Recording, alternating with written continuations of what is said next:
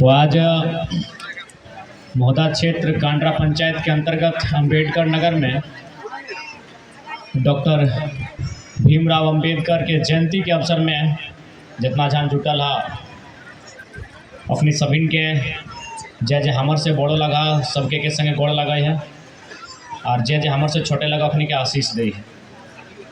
चला बढ़िया बात है कि आज इस कार्यक्रम के माध्यम से हमने के अपन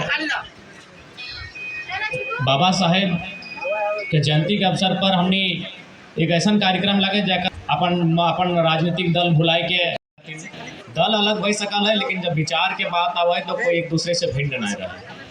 तो चला सबसे पहले उस महापुरुष के नमन करे वंदन करे डॉक्टर भीमराव अंबेडकर और ओकर पे थोड़ा सा चर्चा करे और ओकर जीवन के कार्य रहा है वो आज के दौर में कितना प्रासंगिक है। सबसे पहला बात, भारत देश में कभी राजा के शासन रहा है, चूँकि राजा के शासन जब रहा है तो कभी कभी ऐसा परिस्थिति भी हुआ है कि मतलब रानी के गर्भ से जे भी राजकुमार जन्म ले राजा के उत्तराधिकारी के रूप में मानल जा रहा है, प्रतिभा रहे या ना रहे।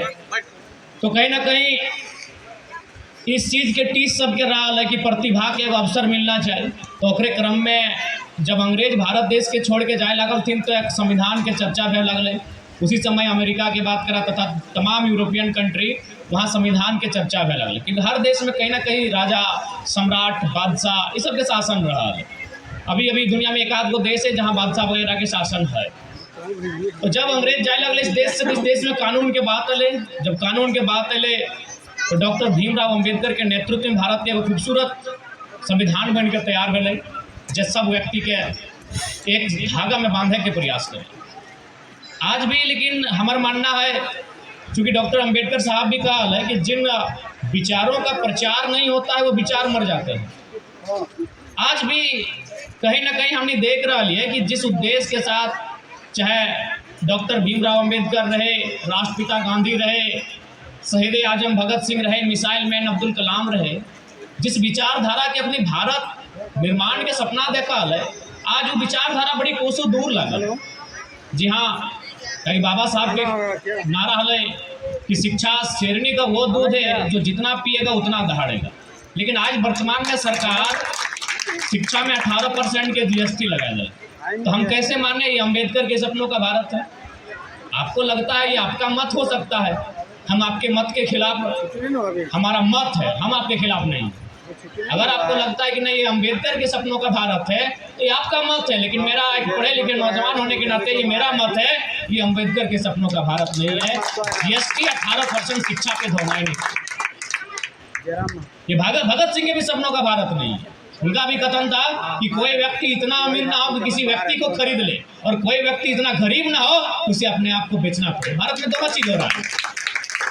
कोई व्यक्ति दिनचर्या कमाने के लिए अपने आप को बंधुआ मजदूर बना के बैठा। इसलिए आज भी हम लोग उनके सपनों के भारत को जब ढूंढते हैं तो बड़ा विचित्र लगता है।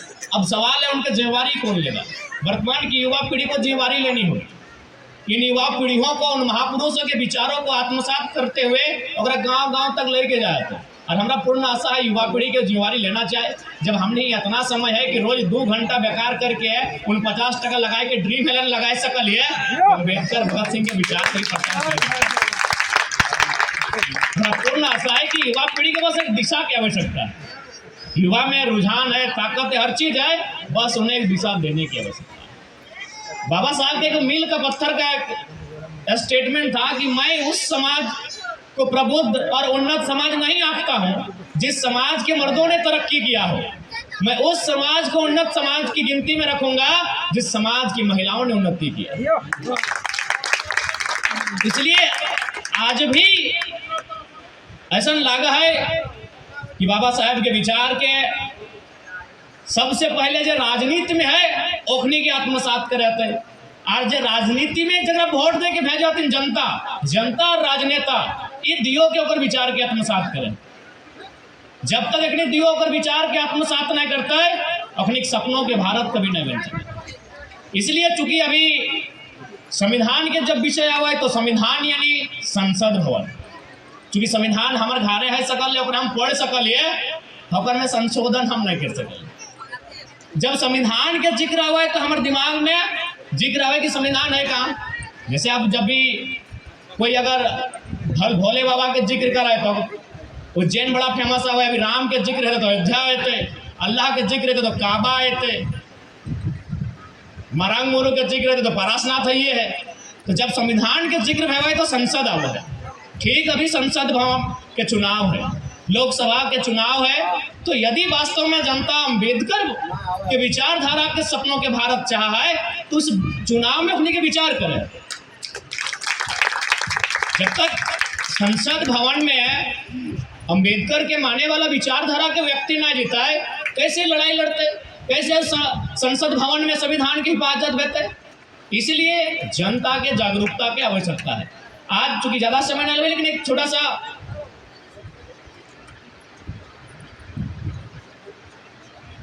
अभी मान लिया एक प्रत्याशी है तो माननीय सीपी साहब, एक प्रत्याशी है तो माननीय एमपी साहब, एमपी मैंने मुझे साहब। अब एक सवाल है कि अपनी वास्तव में अम्बेडकरवादी अगर विचारधारा के लागे तो अपनी इंक्वायरी कराई जाए। अम्बेडकरवादी विचारधारा मतलब सामाजिक न्याय, सामाजिक न्याय मतलब सबके अवसर मिलना चाहिए। आज चूंकि युवा सबके बात क्या चाहो कि राजनेता में आप उसी का समर्थन कीजिए, उसी सरकार का समर्थन कीजिए जो सत्ता और संपत्ति की विकेंद्रीकरण का बात करता है।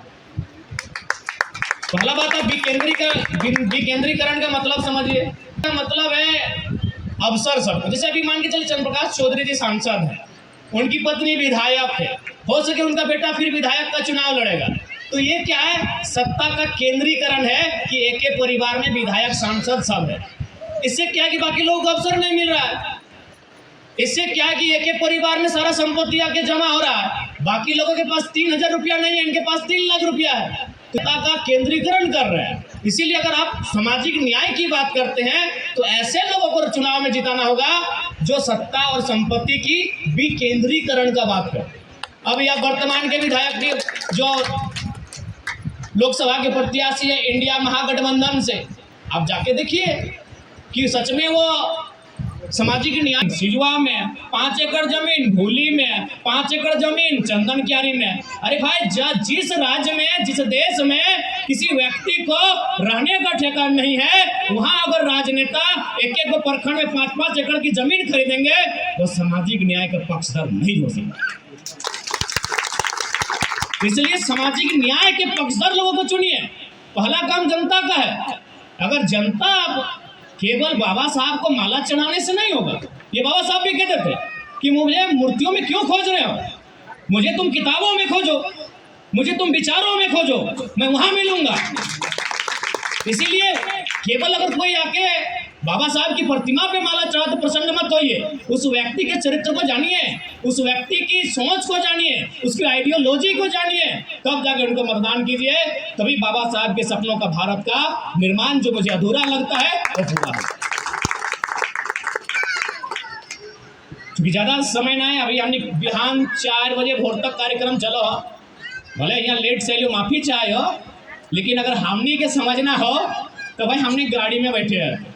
एक दिन जे भी हमारे साथी है यदि शिकायत करा कि नहीं टाइगर तो अब ये बदल गलो, सांसद बनल ना हो, तो एगो रिक्वेस्ट करबो, हमने गाड़ी खाली हो, पीछू 2 सीट, जगह शिकायत तो एक दिन बैठ दिया, अगला दिन शिकायत नहीं करना।